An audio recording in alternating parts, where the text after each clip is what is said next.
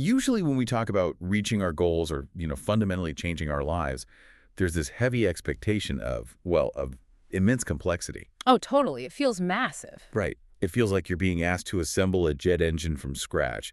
You think you need a 50-step strategy, habit trackers, color-coded spreadsheets. Morning routine, life hacks. Exactly. All those morning routines, just all these highly interconnected gears just to move forward an inch.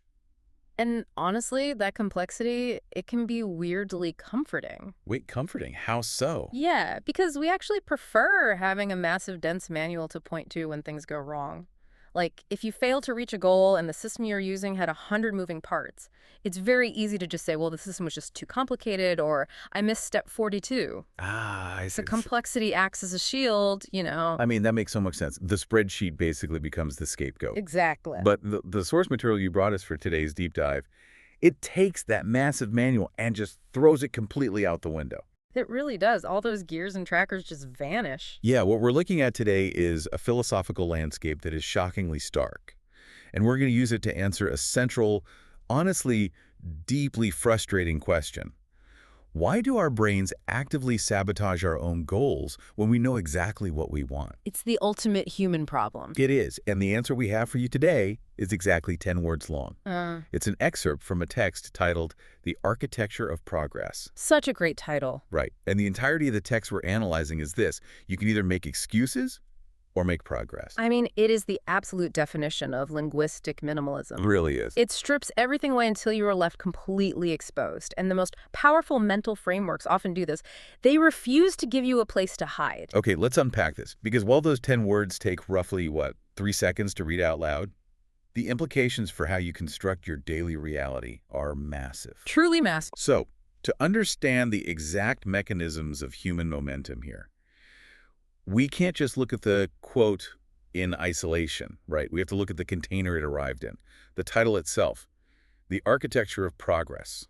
Yeah, the word architecture does a tremendous amount of heavy lifting right out of the gate. It's a very specific word choice. It is. Think about what architecture fundamentally is, right? It is the antithesis of a natural phenomenon. Okay, meaning what exactly? Meaning progress, according to this framing, is not a thunderstorm that just washes over you when the atmospheric conditions are right. It's not just going to happen to you. Exactly. It's not a sudden burst of luck.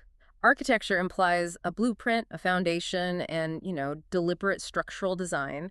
It demands intentionality. Right, intentionality. So it's not like walking out into an empty dirt lot, tossing a pile of random 2x4s and some nails into the grass, pulling up a lawn chair, and just hoping a house organically sprouts from the soil. That would be nice, but no. Right? You have to pour concrete, you have to frame the walls, it's a sequence. That is active. But, okay, let me push back a little here.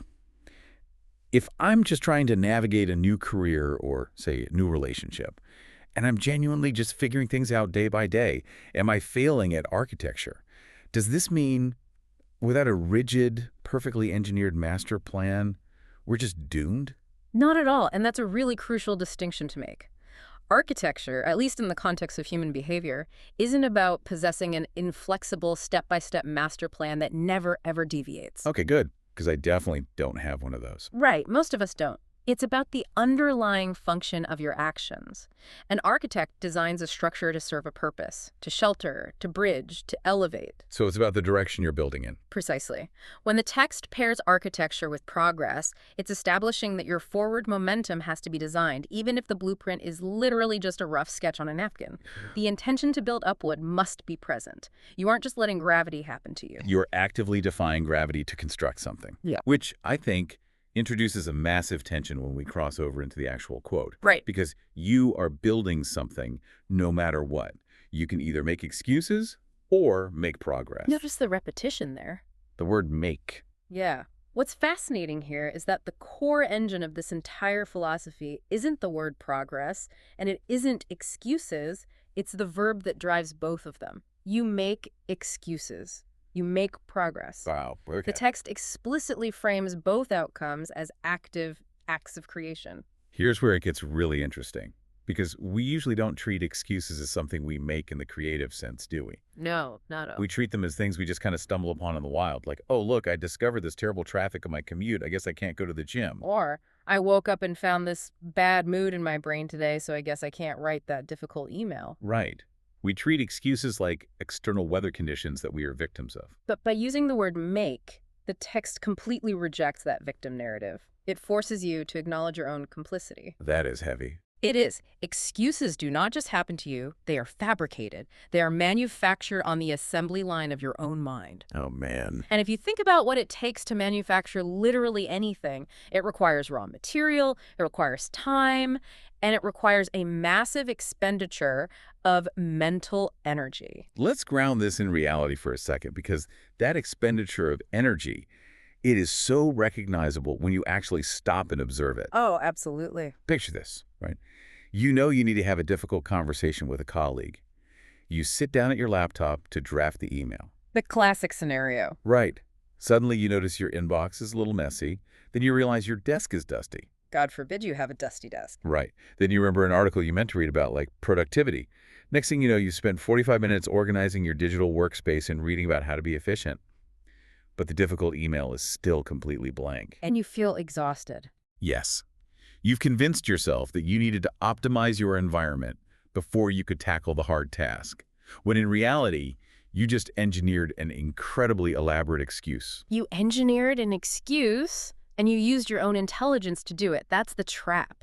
The smarter you are, the more sophisticated your excuses become. That's a scary thought. But we have to ask why the brain does this. Why do we invest so much cognitive energy into avoiding the thing we absolutely know we need to do? Right, because if both making excuses and making progress drain our energetic reserves, why does making the excuse feel like the default setting? Why does it feel so much easier in the moment? This all comes down to a psychological mechanism designed to protect the ego. The ego. Okay, break that down for us. Well, when you sit down to write that difficult email or when you stare at your gym bag, you are confronted with a potential threat. Like the threat of failing. The threat of failure, the threat of conflict, even just the threat of physical discomfort. Your brain registers that threat and triggers something akin to an autoimmune response. Autoimmune response. Yeah, but instead of attacking a virus, your brain attacks your own ambition to keep you safe from the perceived danger of the task. An autoimmune response against discomfort. That's fascinating. Yeah, And this ties directly into cognitive dissonance, right? exactly. Cognitive dissonance. Where we hold two conflicting beliefs simultaneously. Like, belief one, I am a professional who tackles difficult conversations. Belief two, I am currently staring at a blank screen, terrified of typing a single word. Spot on. And holding those two contradictory truths causes literal, measurable psychological pain. Your brain hates cognitive dissonance. It desperately wants to resolve that tension. I mean, it has to pick a side. Right. You have two choices to relieve the pain. You can either do the difficult task, which resolves the dissonance by aligning your actions with your identity, Which is hard. which is very hard. Or you can construct a narrative that justifies your inaction. I can't write the email right now because my desk is disorganized, and a disorganized environment stifles clear communication. Boom. Dissonance resolved. Pain alleviated, and the excuse is born. So going back to the architecture metaphor, when you expend all that energy to resolve that dissonance through an excuse, what are you actually building? You are building a mental wall. A wall. A wall. And the sole purpose of that wall is defensive. It shelters you from the harsh reality of your own stagnation. It keeps the discomfort out. But a wall also keeps you trapped exactly where you are. Exactly. Making an excuse is literally building a fortress around your current comfortable identity. Wow. Now, contrast that with making progress. When you expend your mental energy to make progress, you aren't building a wall to hide behind. You are building a staircase into the unknown. A staircase. I love that. You are stepping out of the fortress, exposing yourself to the elements, and risking failure. And here's the kicker. Both acts, the wall and the staircase, require the exact same raw materials. They both take your time, your focus, and your thought. Yes. The wall just feels easier to build because the immediate reward is the relief of avoided pain. The staircase is harder because the immediate reality is friction and resistance. You know, that completely reframes the entire concept of laziness for me. Oh, so? Well, people who spend their lives making excuses aren't actually lazy.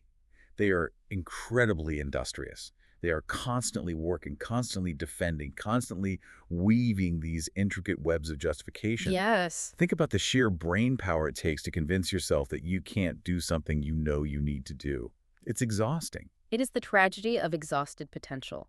They spend their days laying bricks, pouring concrete, and swinging the hammer just as hard as the person making progress. But at the end of the day, they have nothing to show for it except a higher wall blocking their own view. Exactly. They are actively silencing their own capability, and it takes immense, sustained effort to keep that capability silenced. So you are basically a factory that never powers down. The energy is flowing out of you every single minute, and the only question is whether you are nailing together a barricade or a bridge. That's beautifully put. Which brings us to the actual structure of the text itself. You can either make excuses or make progress. The ultimatum? Right, the strict dichotomy. The text deliberately leaves absolutely no room for a middle ground. It posits that every single action you take, every thought you entertain, and every narrative you construct falls strictly into one of two buckets. There is no third option. So what does this all mean? I have to push back here, because is reality truly this binary? Like, if I've been working for 14 hours straight and my brain is absolutely fried, taking a nap isn't a narrative choice, it's a biological mandate. I have to sleep. Of course. Does this framework brutally categorize a perfectly valid physical need or a legitimate moment of exhaustion as just another excuse? Right. How does a strict binary survive actual human limitation? That reaction is completely natural. When confronted with a sharp binary, the human instinct is to immediately search for the gray area. Because we need a breather. We want the gray area because it's a buffer zone, it's comfortable, but you have to understand what the text is actually doing. If you connect this to the bigger picture, this excerpt is not a literal, objective physics equation. Okay. It is a subjective mindset filter. A mindset filter. Okay, break down how that applies to the reality of being exhausted. The framework isn't judging the external physical reality. It is forcing you to evaluate your internal narrative response to that reality. Let's take your example of resting after 14 hours. Right. The physical act of sleeping is just an action. It's neutral. But the narrative you attach to that sleep dictates which bucket it falls into. Oh, I see where you're going with this. If your internal dialogue is, I am resting now so that my brain has the cognitive sharpness to solve this complex problem tomorrow morning, you are using rest to make progress. The rest becomes a foundational block in your architecture.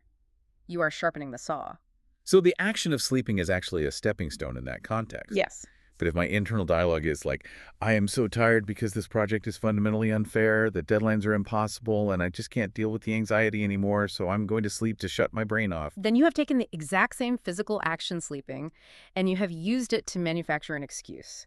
You've used it to lay another brick in the wall. Wow. The action itself isn't the binary. The intentionality behind the action is the binary. That is a massive paradigm shift. This is what makes the text so uncompromising. It shifts the burden of proof entirely onto you. It demands radical self-accountability.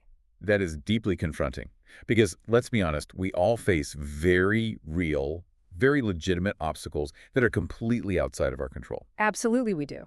You might genuinely be out of money. You might genuinely have a toxic boss who undermines you. You might genuinely have a broken leg.